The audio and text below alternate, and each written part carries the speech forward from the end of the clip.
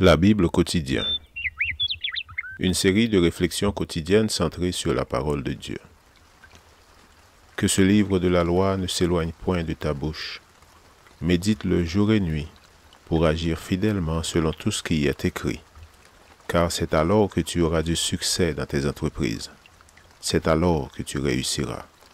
Josué chapitre 1, verset 8.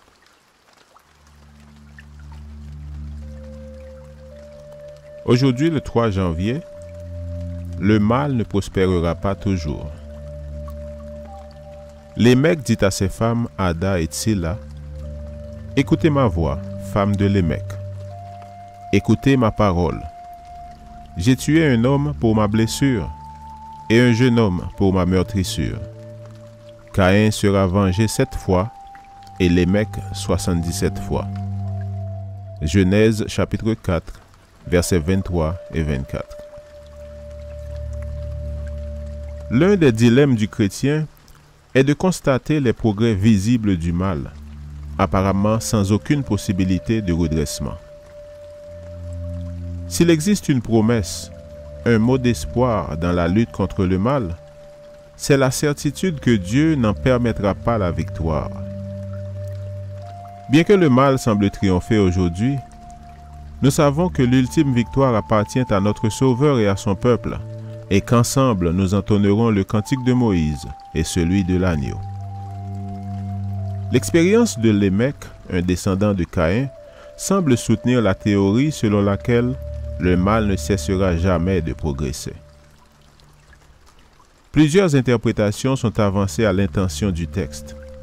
L'une des plus acceptables considère que Lémec faisait étalage de sa méchanceté et recherchait en chaque occasion une justification du mal. Apparemment, il fut l'un des premiers, sinon le premier, auquel il est fait allusion en tant que transgresseur de la loi du mariage. De plus, il s'en vantait. Il obtint son droit à la célébrité, apparemment grâce à la dérive des choses de ce monde. Il engendra des bergers et des musiciens, mais il ne fut pas le père des fidèles. Il se targuait d'instruire des ouvriers dans le travail du bronze et du fer, mais il ne leur enseigna pas la connaissance ni la crainte de Dieu, qui est le commencement de la sagesse. Il profitait de tout moyen d'acquérir des richesses et de la puissance, de jouir de la vie, mais il ne s'occupa en rien de Dieu ni d'autrui. Il semble que Lémec s'était attiré des ennuis par ses provocations, et au lieu de chercher la paix avec ses semblables, il justifiait le meurtre, évoquant la légitime défense. Et finalement, il se vanta que si Dieu avait épargné la vie de Caïn, il n'avait lui-même rien à craindre, car ses actions ne seraient pas punies. Il semble qu'il abusait de la miséricorde et de la patience de Dieu, sans les comprendre. Le mal ne prospérera pas toujours, tel est le mot d'espoir. Car les méchants seront retranchés, et ceux qui espèrent en l'Éternel posséderont le pays. Psaume 37, verset 9. Citation. La translation d'Enoch renfermait un grand enseignement. Les suites lamentables du péché d'Adam auraient pu donner lieu au découragement. Beaucoup de gens étaient prêts à s'écrier « À quoi nous sert-il d'avoir été fidèles à Dieu, puisque l'humanité est frappée de malédiction et que la mort nous atteint tous ?» Mais les instructions données à Adam, répétées par Seth et pratiquées par Enoch, dissipèrent ce nuage de scepticisme et ranimèrent l'espoir des croyants.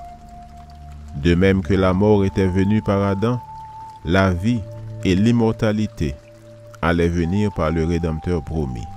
Fin de citation. Patriarche et prophète, pages 64 et 65. Lecture de la Bible pour aujourd'hui dans l'Ancien Testament, Genèse chapitre 4 et 5. Et dans le Nouveau Testament, Marc chapitre 3. Merci d'avoir écouté. Je vous souhaite de passer une excellente journée avec Jésus. À la prochaine!